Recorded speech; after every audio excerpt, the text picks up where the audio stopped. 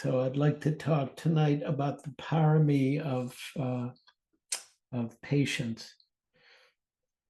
And paramis are part of the 10 perfections that happen. The 10 paramis are really the paramis of awakening and of the maturation of practice, that we both practice the paramis and the paramis come alive for us as we practice, and in the depth of our practice, in the consistency of our practice. And the 10 paramis are generosity or giving, ethics, renunciation or letting go, wisdom, energy, patience, truthfulness, resolve, loving kindness, and equanimity. And one of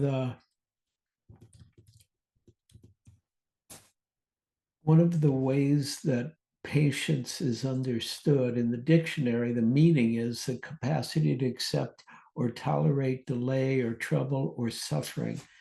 And from the etymology of patience, from the Latin, it meant bearing affliction calmly. Bearing affliction calmly. It's a beautiful understanding of what a parami is, and especially the parami of patience, because that is part of the parami of patience, is bearing difficulty, bearing affliction, bearing problems, and bearing life calmly when it's not easy. And I like to look up the synonyms so we have a broad sense of what patience means. And again, in the dictionary, it said forbearance, tolerance, stoicism, calmness, equanimity, understanding, perseverance, endurance, tenacity. And I hope you're hearing that these are all just not quiet. Like tenacity has some vigor to it, that has some life to it. Determination has life to it. Then it goes on, it says resolve, resoluteness. Those are not passive components, because often we think patience means being passive. And it's maybe receptive, but it's not passivity. And so the value of patience is part of our practice and part of our awakening and part of um, um, how to live life skillfully and how to respond to the world, which is probably not doing exactly what we want, whether it's our personal world or our world in San Francisco or wherever you might be, or the larger world. But part of the value of patience is it can help support a very clear seeing and a kind of love, which are incompatible with compulsive behavior and reactions, which is what patience is not, acting out of that compulsivity. So patience really entails choosing not to respond reactively, whatever the situation might be. And the patience will allow for more choice, more possibility to arise as it both in our practice and in our lives. And even if you're patient with your meditation practice, it's very, very helpful. Anybody ever notice how your meditation doesn't go the way you want? Or does it all goes exactly how you want it to go each time, right? I mean, it's a no-brainer what I'm saying, but it's important to see how patience then supports the unfoldment of the Dharma in that way. It unfolds the unfoldment of our own practice when we can be patient, because patience itself is a kindness, instead of thinking we're already supposed to get there or get what we want. And I'll say more about that as we go. So part of the patience is perseverance, or what Suzuki Roshi called consistency. And the consistency keeps us from succumbing to doubt or to discouragement or fear, whether it's in our meditation practice or in our understanding of the Dharma in general or in our life, right? And so perseverance enables us to maintain a steady effort moment by moment by moment with the breath, with the body, with the heart, with the mind as we're sitting. But it also enables us to maintain a steady effort in our life when it's difficult, when it's not easy, which of course life is not easy. It's just part of life. Dukkha, the Buddhist word you all know. If you don't know it, it means suffering or dis-ease or unsatisfactoriness. And that's a normal part of life. And so our perseverance or our consistency can help us meet it no matter what our expectations might be.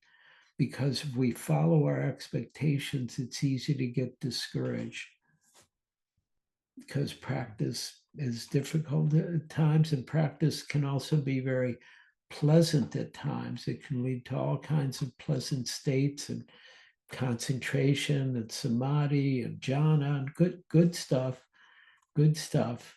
But then if we're assuming we can always sustain that at will, then the reality of change will be unpleasant, right? Because we have this idea, if I've developed this much concentration, I'm always going to have it, or it'll always be steady. And at least in my experience, it won't. It's nice when it happens, but it's easier to sustain practice if we realize that it doesn't unfold in an even or even in an even or steady or even an expected way. And when it's good, it's one of the hindrances of when practice is good is we can become complacent with the presence of the kind of calm or ease or happiness that may arise. And so then we forget to steadily dedicate ourselves to practice. And perseverance allows us to practice both unhindered. It allows us to practice unhindered by both the difficulties and the rewards we experience. And it's really a key to letting mindfulness sink into our body, heart, and mind. Or they like to say in Zen, into our blood and bones, to really permeate us. And patience, very, very helpful with difficulty, right? Even as it's said in the dictionary, right? To not react instinctually to our anger or our fear or our despair or our aggression or our desire. It means being mindful. To be patient as we practice means to be mindful of our reactions and our emotional responses and see what other wise ways there are to respond. And of course, in our life, one of the simplest ways to practice patience is to pause and really to just pause for a moment in any situation. And you could make it your homework for this week if you would like some homework, which sometimes people like that. But I mean, or if you're at a difficult job, or if there's something difficult in your life, or if you have children and children can be difficult at times, to really pause before you respond is just a micro moment of patience. And the pausing will allow us to respond more skillfully, more kindly, more wisely.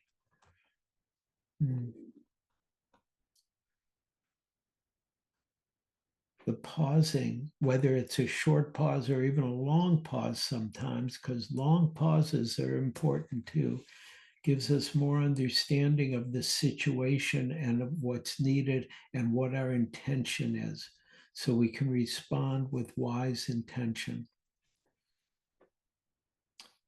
And one of the levels of patience that's important is being accepting of the truth, being patient with what's true, and a willingness to see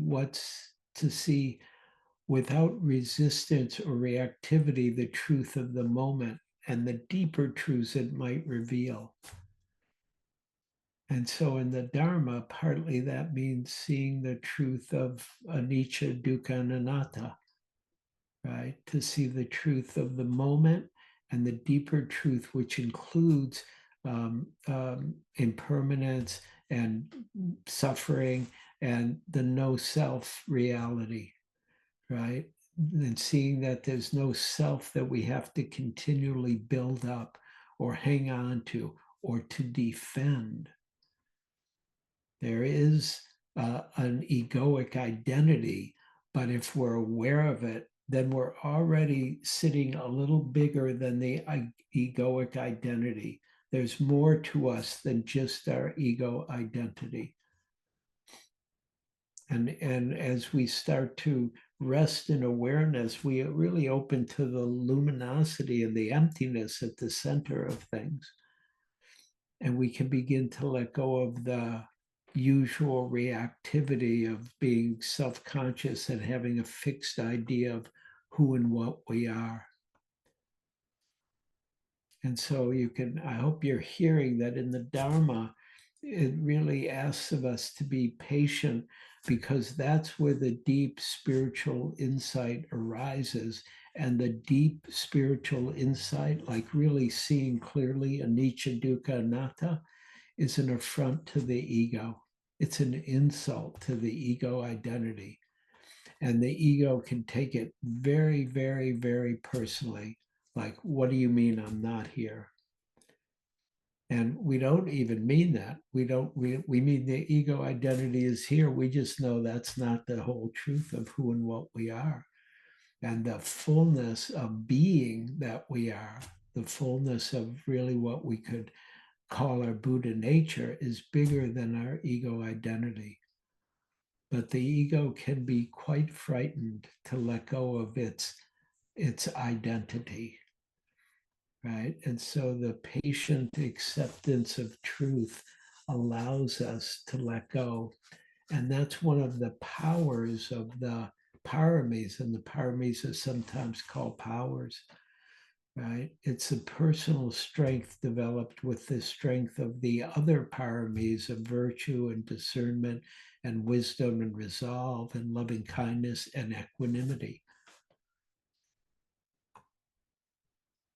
Sometimes they talk about, again, the paramis are called perfections. So the perfections of presence does not just come from endurance or a reevaluation. It comes from the absence of our habitual automatic triggers and the reactive hooks to the challenges of life. Full, mature patience at a certain point is effortless. It's not a doing. And I'll read you a story from the text about the Buddha. It said once an angry man insulted the Buddha, and the Buddha simply asked the man if people ever visited. So the Buddha, somebody insults the Buddha, and the Buddha speaks to the man personally, directly, and asks him a question. And he asked the man if people ever visited him at home. And he was surprised by the change of topic, but the man said yes. And the Buddha then asked if visitors ever brought him gifts, which is very common in many cultures. You bring a gift when you visit somebody. And when the man replied yes again, the Buddha asked what would happen if he refused to accept the gifts. What would happen if a person refused to accept the gifts that were brought? Who would the gifts belong to then? And the man said, of course, they would still belong to those who brought them. And the Buddha then very calmly and patiently said, I imagine, uh, uh, uh, he said, in the same way, he said very kindly, in the same way, since I do not accept your insults, they remain with you. And that's a certain example of a kind of patience, of not taking things personally and just seeing it's not about what's outside, it's what's happening here. And we can be patient and we can take it in or not take it in, which doesn't mean we don't want to respond to what's happening outside, but we're not taking it in and distorting our ground, our balance, our centeredness, our kindness, our equanimity, our love of the Dharma, and our wish to live a dharmic reality. And so, in that way, the ultimate patience is effortless. And the opposite of impatience is not just patience, but it's a kind of contentment, not chasing the wants of the ego identity. We can discover the deeper contentment that manifests, that manifests right here as we awaken, as we live our life with a great patience.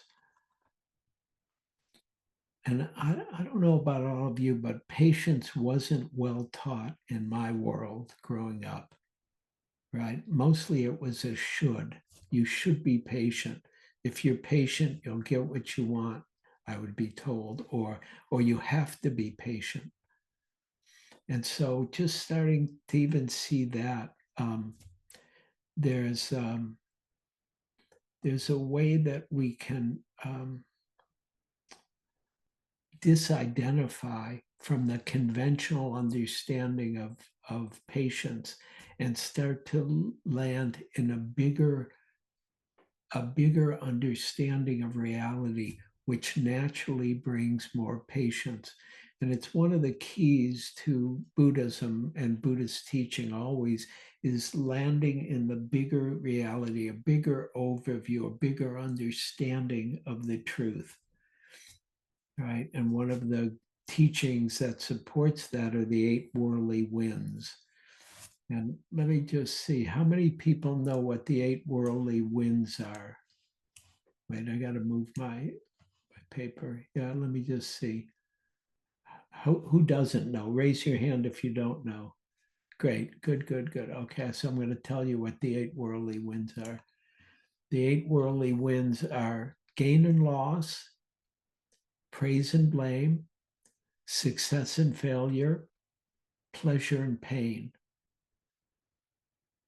And just consider for yourself your own relationship to gain and loss. Have you ever had any gain? Have you ever had any loss?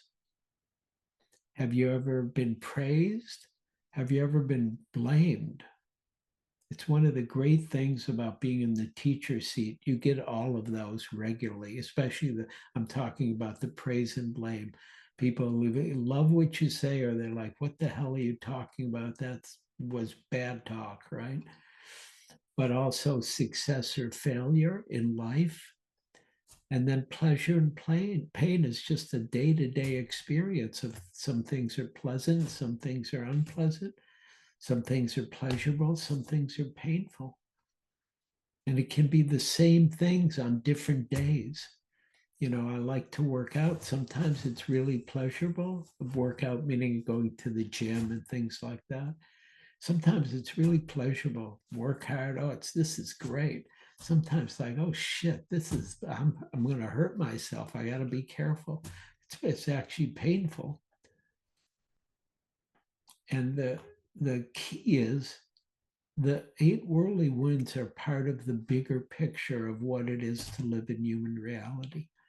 And so when we know that, it supports a kind of being patient with the opposites that we will live with and through in our lives.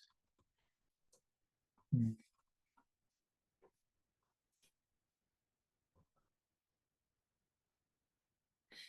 Mm. There's another story, a Buddha story. This is from the book called The Teachings of the Buddha. A little bit an example of his patience.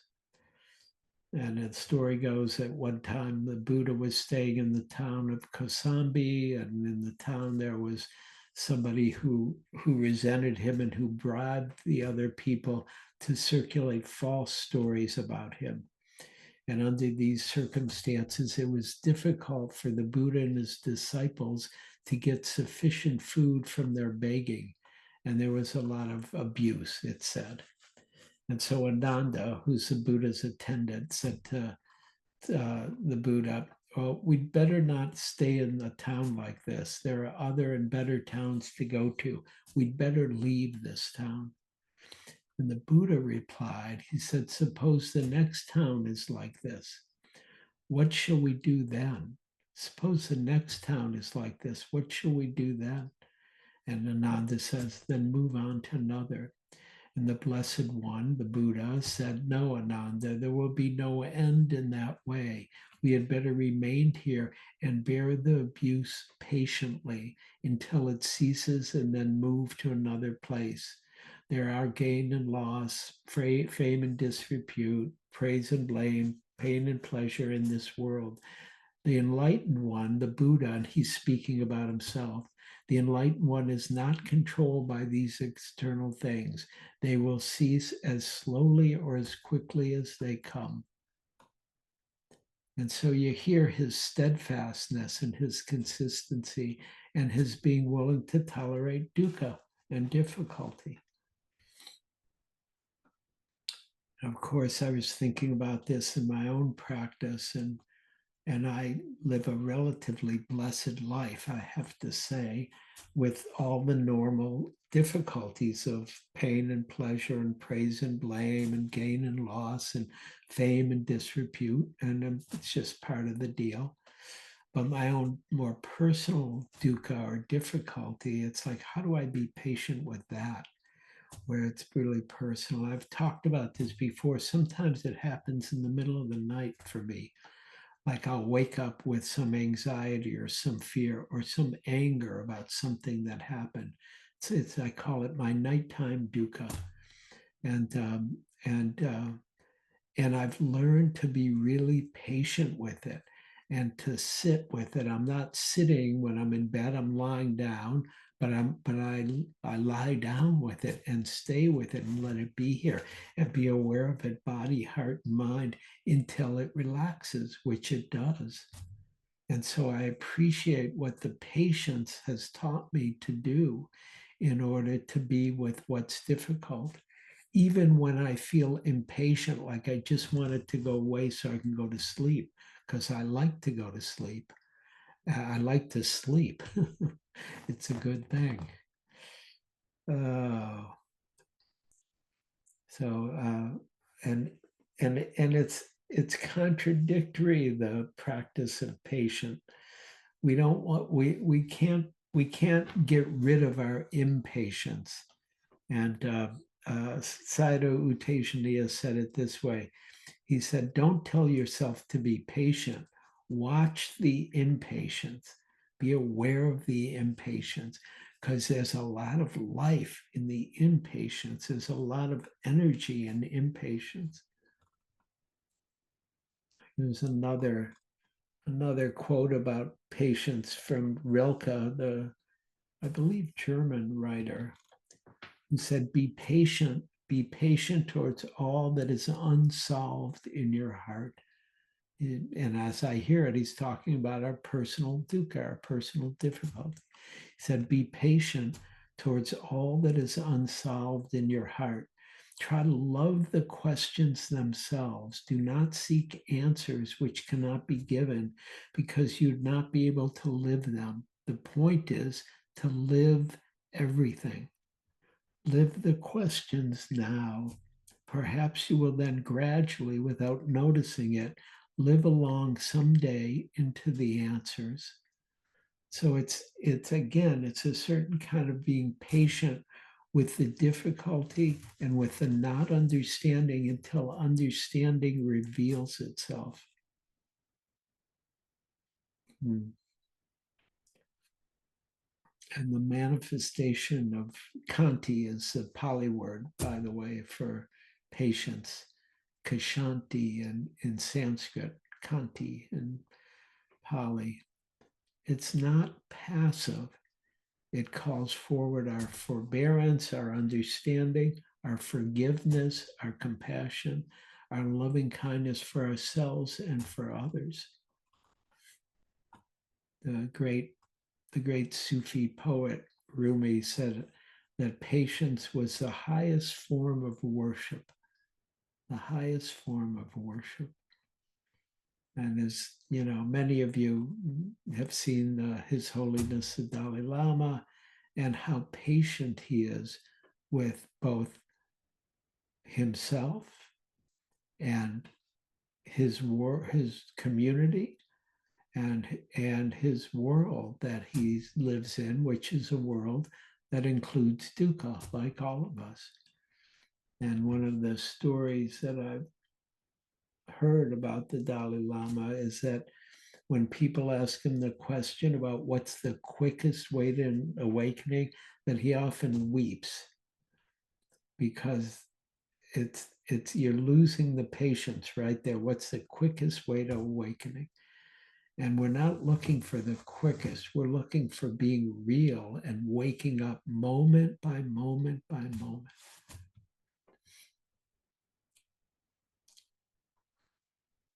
Patience is also beautifully illustrated in the Tao Te Ching.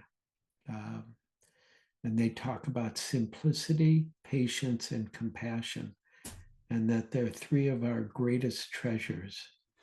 And they articulate it this way. They say that one wants to be simple in actions and thoughts. And if you do that, you return to the source of being, what we would call Buddha nature, to the source of being. Be patient with both friends and enemies, and you will accord with the way things are, meaning you'll come into harmony with reality when you're patient with friends and patient with enemies. And if you're compassionate towards yourself, you'll begin to reconcile yourself with all beings in the world that are really calling for that patience.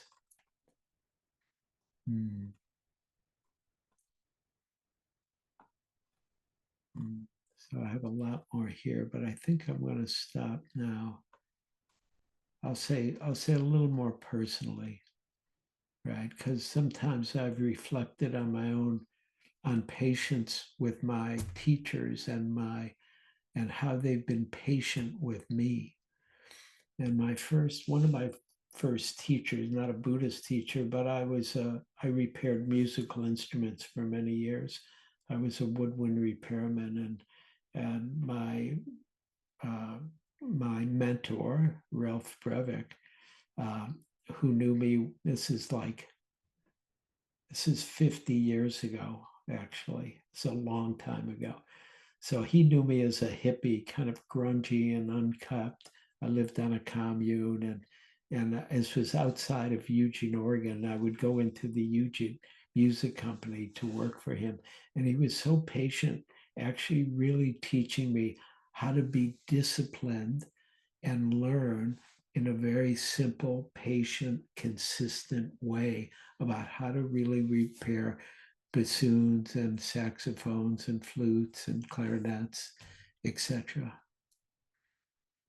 And of course, all my spiritual teachers have been patient with me because, like everybody, you don't know shit when you start. And then you learn a lot quickly, but it's slow to metabolize and develop and mature.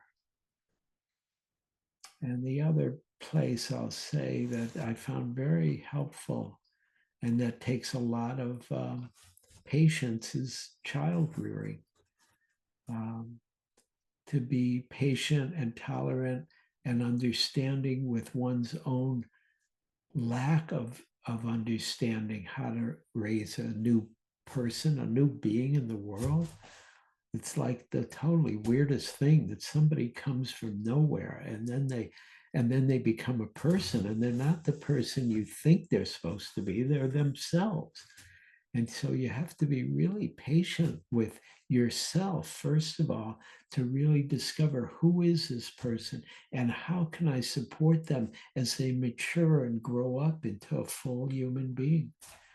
And it's really one of the most beautiful practices I've ever been involved in is being a dad. And it's not over yet, even though my daughter is a full, mature adult human being, as older than many of you here, but still it's amazing to watch that practice continue because it changes over time and you have to be patient to be with the reality. You have to pause before.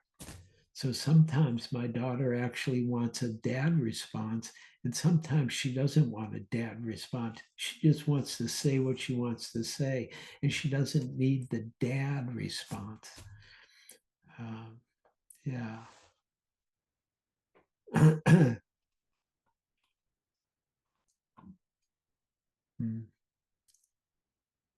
I'll just say a little bit to end to uh, one of the things that patience does is it takes practice outside of time and space in a certain way. Because to place practice in a context of time means there's anticipation and expectation and disappointment and wanting and right. And Steve Mariucci, who was a coach of the 49ers many years ago, he had a clock in his room in his office in the stadium there, and the clock every number on the clock, there was no number at all, said now, now, now, now, now, now. And that's the basis of patience, is to be here in the now and really see what's needed as we stay very present, moment by moment by moment, and understanding patience, or really the trust in everything and the trust in the moment, is to hold ourselves and our friends and our community and the world with a really loving heart, with a heart of loving kindness, and with the fullness of our humanity, the maturity of our humanity, which includes room for mistakes, right? Because things don't turn out the way we want or expect it, but it's still keep resting in the bigger picture. There's a saying from the Ojibwe tribe here in North America.